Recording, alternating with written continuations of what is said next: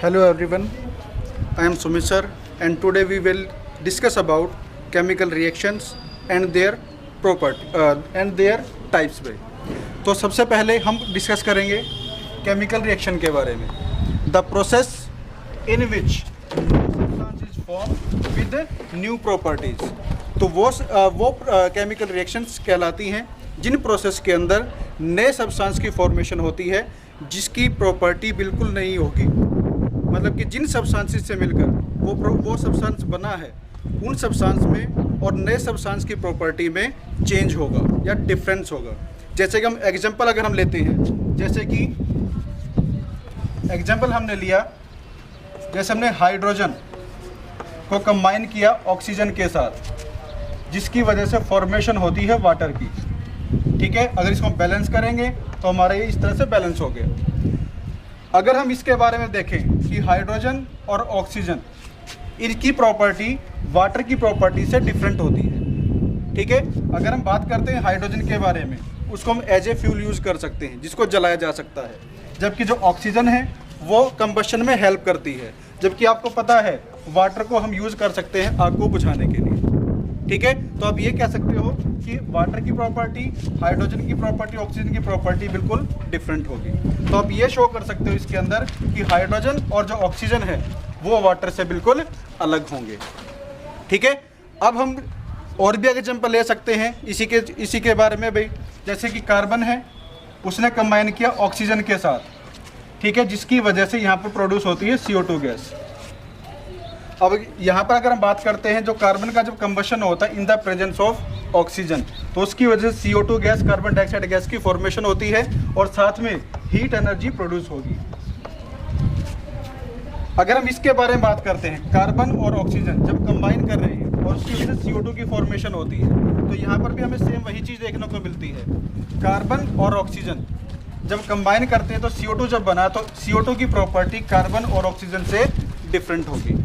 तो इस तरह से आप ये कह सकते हो कि केमिकल रिएक्शंस के अंदर दो नए जब केमिकल रिएक्शन जब परफॉर्म होती है तो जो नए सब्सटेंस की फॉर्मेशन होगी। तो केमिकल रिएक्शंस जब हम परफॉर्म करते हैं तो उसके अंदर कुछ हमें चेंजेस देखने को मिल सकते हैं जिसको हम केमिकल चेंज के तौर पर भी बोल सकते हो।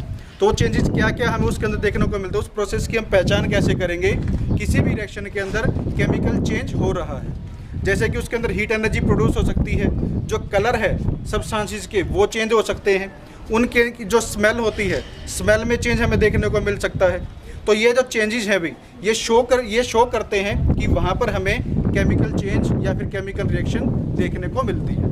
अब हम डिस्कस करेंगे केमिकल रिएक्शंस के टाइप्स। ठीक है, जब हम टाइप्स के बारे में जाते हैं तो टाइप्स हमारी बहुत सारी हैं। ठीक है, जैसे अगर हम एग्जांपल के तौर पर ले, सबसे पहले हम बात करते हैं कॉम्बिनेशन रिएक्शंस।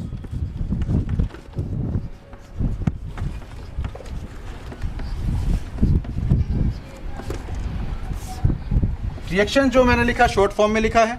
ठीक है, तो कॉम्बिनेशन रिएक्शंस भी, कॉम्बिनेशन रिएक्शन वो होगी, ठीक है, इन विच टू और मोर सब्सटेंसेस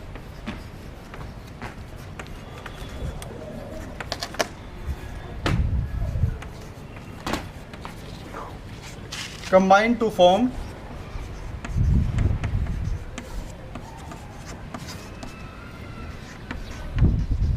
new substances।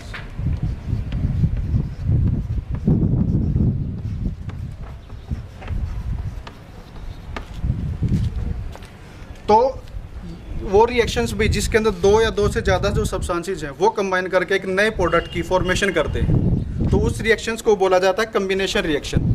जैसे कि हम एग्जांपल लेके चले भी, जैसे हमने ऊपर भी अभी पढ़ा था, कार्बन ने कंबाइन किया किसके साथ, ऑक्सीजन के साथ, और वहाँ पर फॉर्मेशन होती है किसकी, CO2 गैस की। तो ये जो हमारे जो सब्सटेंसेस है भाई जो आपस में केमिकली रिएक्ट कर रहे हैं उनको बोला जाता है रिएक्टेंट। तो हमारे कार्बन और ऑक्सीजन दोनों क्या रहेंगे, रिएक्टेंट, और वो कंबाइन करने के बाद क्या बना रहे हैं, CO2 गैस। तो ये हमारे कहलाते हैं कार्बन डाइऑक्साइड, हमारा जो पार्ट हमारा क्या कहलाएगा, प्रोडक्ट कहलाएगा। और जो प्रोडक्ट होगा, ठीक है, जो प्रोडक्ट होगा वो कार्बन और ऑक्सीजन के मॉलिक्यूल से बड़ा मॉलिक्यूल होगा। तो ये हमारे शो करता है कॉम्बिनेशन रिएक्शंस के लिए भी। जैसे हम वाटर वाला जो एग्जांपल लेके चलते हैं, हमारे ये जो एग्जांपल है वो भी हमारे कॉम्बिनेशन रिएक्शन को शो करेगा। तो इस तरह से हम कॉम्बिनेशन रिएक्शन डिस्कस कर सकते हैं। उसके बाद जो हमारा जो नेक्स्ट जो आता है वो आता है decomposition reaction.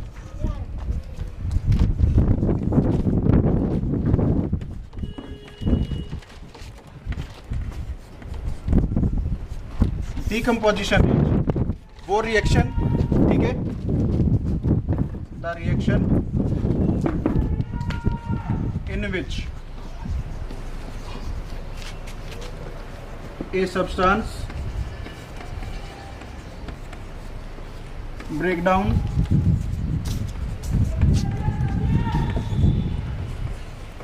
in two or more substances।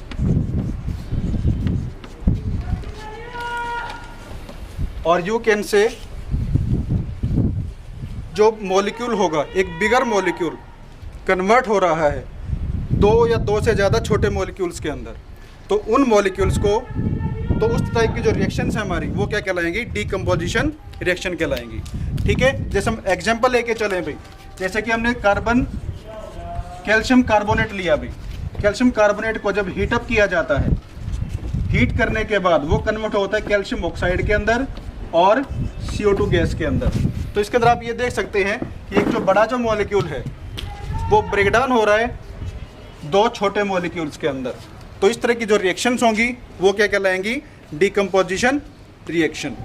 अब जो डीकम्पोजिशन रिएक्शन है वो भी हमारे 3 टाइप की होती हैं। तो हम डिस्कस कर रहे थे डीकम्पोजिशन रिएक्शन के बारे में, जिसके अंदर क्या था, जिसमें एक बड़ा मॉलिक्यूल ब्रेकडाउन होता है दो या दो से ज़्यादा छोटे मॉलिक्यूल्स के अंदर। तो अब हम पढ़ रहे हैं टाइप्स ऑफ डीकम्पोजिशन रिएक्शन। तो टाइप ऑफ डीकम्पोजिशन रिएक्शन के सबसे पहला जो आता है वो आता है थर्मल डीकम्पोजिशन। मतलब कि थर्मल का मतलब हम यूज़ करते हैं कि डीकम्पोजिशन के लिए, कि बड़े मॉलिक्यूल को ब्रेक डाउन करने के लिए हीट एनर्जी का यूज़ किया जाए, तो उसको बोला जाएगा थर्मल डीकम्पोजिशन। जैसे कि हम एग्जाम्पल लेके चलते हैं, ठीक है, आप ये कह सकते हो भाई, break down of molecule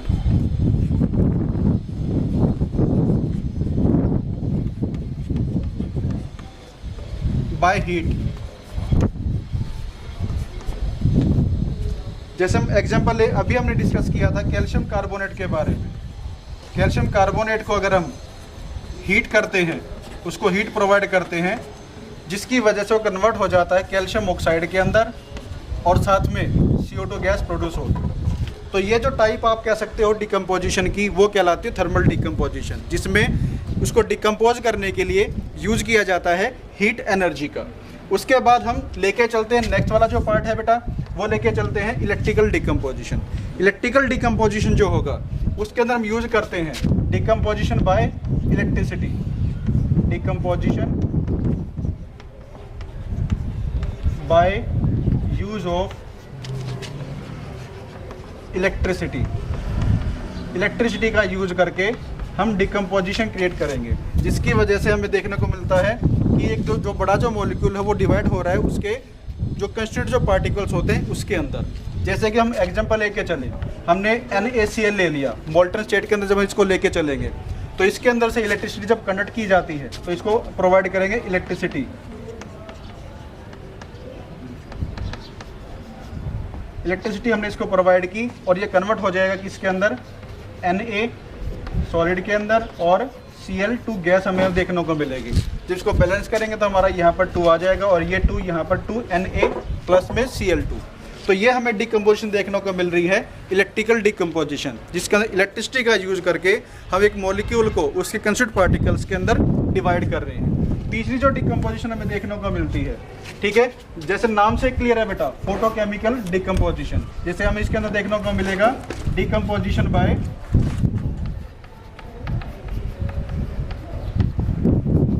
use of sunlight. Sunlight का यूज करके एक बड़े मॉलिक्यूल को उसके कंस्टिट्यूट पार्टिकल्स के अंदर कन्वर्ट कर रहे हैं या तोड़ रहे हैं। जैसे कि एग्जांपल हम लेके चलते हैं सिल्वर ब्रोमाइड। जब उसको सनलाइट के अंदर उसको रखा जाता है तो उसकी वजह से कन्वर्ट हो जाता है Ag के अंदर और Br2 हमारे पास कन्वर्ट हो जाएगा। तो बैलेंस करेंगे तो 2 AgBr कन्वर्ट हो रहा है मॉलिक्यूल सिल्वर के और एक मॉलिक्यूल ब्रोमीन का।